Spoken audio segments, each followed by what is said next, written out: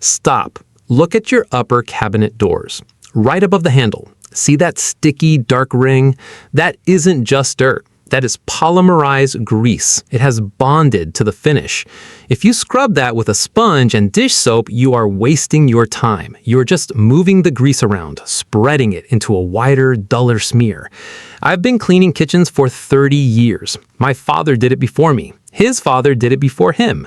We don't guess. We know chemistry.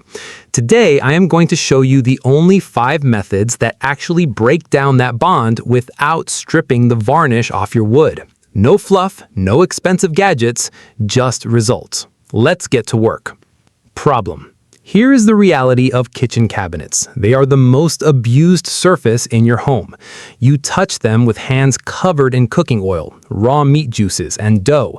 Steam from your boiling pots rises up, carrying microscopic particles of fat that settle on the underside of your upper cabinets. Over time, heat cures this grease. It turns from a liquid into a hard, amber-colored shell. Most people try to clean this with all-purpose spray and a paper towel. Here's what happens. The spray wets the surface, but it doesn't penetrate the shell. You wipe, and the paper towel shreds. The grease stays, so you scrub harder. Now you're using abrasion. You're scratching the clear coat. Once that clear coat is compromised, the grease sinks deeper into the wood grain. Now you have a permanent stain. Or worse, you use something too harsh, like pure bleach or undiluted vinegar, and you cloud the finish. Now your cabinets look dull, gray, and old. You didn't clean them, you ruined them. The problem isn't that you aren't trying hard enough. The problem is that you are fighting a chemical battle with physical force. You need to change the approach. Reason. Why does this happen? It's about polarity. Grease is non-polar. Water is polar. They do not mix.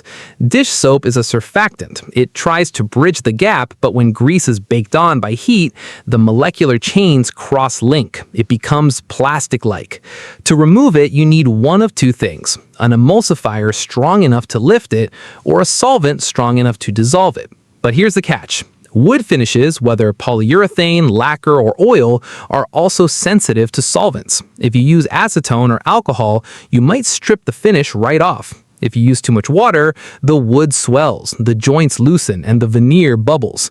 So the goal is precision. We need agents that attack the grease but ignore the finish. We need mechanical action that lifts, not scrubs. And we need a process that prevents redeposition. That means once the grease is off, it stays off. It doesn't settle back into the grain as the surface dries. This is why professional janitors don't just wipe. We degrease, we agitate, we extract, and we protect. Today, I'm giving you 5 distinct methods. Method 1 is for maintenance. Method 2 is for moderate buildup. Method 3 is for heavy, sticky gunk. Method 4 is for detailed crevices. And Method 5 is the nuclear option for neglected cabinets that haven't been cleaned in years.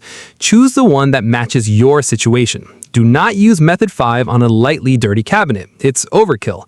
Do not use Method 1 on a greasy mess. It's weak. Match the tool to the job. Solution. Method 1. The daily maintenance microfiber and hot water. Let's start with Method 1. This is for cabinets that are already clean or for weekly upkeep. You need 2 things: high-quality microfiber cloths and hot water. Not warm, hot. As hot as your hand can tolerate. Heat lowers the viscosity of grease. It makes it runny. Microfiber has split fibers that create capillary action, pulling dirt into the cloth rather than pushing it around. Here's the technique. Wet the cloth with hot water, wring it out until it's damp, not dripping. Wipe the cabinet door in an S pattern. Start at the top left, move across, drop down, move back. Do not go in circles. Circles just redistribute the dirt.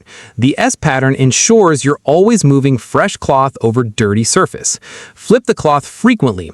If the cloth is gray, you are smearing. Use the dry side of the cloth to buff it dry immediately. Water spots are caused by minerals left behind as water evaporates. If you dry it while it's still wet, no spots. This method takes 30 seconds per door. It prevents the buildup that requires heavy cleaning later. If you do this every week, you will never need Method 5. Method 2. The dish soap emulsion for moderate buildup. Method 2 is when you see a slight film. Your fingers feel tacky when you touch the door. You need a degreaser, but a gentle one. Liquid dish soap. Not the cheap stuff, the concentrated kind. Mix 1 teaspoon of dish soap into a quart of warm water. Do not make it foamy. Foam is air. Air doesn't clean. You want the solution. Dip your microfiber cloth in, wring it out, apply it to the cabinet. Let it sit for 60 seconds. This is the step everyone skips. Dwell time. The surfactants need time to surround the grease molecules and lift them off the surface. If you wipe immediately, you're just wiping soap. Wait, then wipe with the S pattern. Rinse your cloth in clean water, wring it out, and wipe the cabinet again to remove the soap residue. Soap residue attracts dust. If you leave soap on, your cabinets will be sticky again in 3 days. Rinse, dry, done. This is safe for all finishes. It won't strip wax or oil. It's the standard for a reason. Solution. Method 3. The baking soda paste. Heavy sticky gunk. Method 3. This is for the sticky rings around handles, the stuff that catches your fingernail. Dish soap won't cut it. You need mild abrasion and alkalinity. Baking soda. Mix baking soda with a tiny amount of water to form a paste. Thick, like toothpaste. Apply a small amount to a soft, bristled brush. A no toothbrush works, but a dedicated detailing brush is better. Gently scrub the sticky area in small circles. The baking soda acts as a gentle abrasive. It scrubs the grease without scratching the finish because baking soda is softer than most clear coats. The alkalinity breaks down the fatty acids. Here's the key. Do not let the paste dry out. If it dries, it becomes cement. Keep it damp. Scrub for 30 seconds, then take a damp microfiber cloth and wipe it away. You may need to do this twice. Check with your finger. If it's smooth, you're done. If it's still tacky, repeat. This method is labor-intensive, but effective. It removes the polymerized layer without chemicals. It's safe for painted cabinets too, but test a small spot first. Paint can be softer than varnish. If the brush leaves marks, stop. Switch to method 4. Solution. Method 4. The vinegar steam, for the crevices and details. Method 4. This is for the grooves, the raised panel details, the corners where the door meets the frame. Grease loves to hide here. A cloth can't reach it. A brush pushes it deeper. You need steam and acid. White vinegar, undiluted. Put it in a spray bottle, spray it onto a microfiber cloth, not directly on the cabinet. Why? Because vinegar is acidic. If it pools in the corner, it can eat away at the finish over time. Controlled application is key. Wrap the cloth around the flathead screwdriver or a butter knife. Use this tool to get into the crevices. The vinegar cuts through the grease film. The mechanical pressure of the wrapped cloth dislodges the dirt.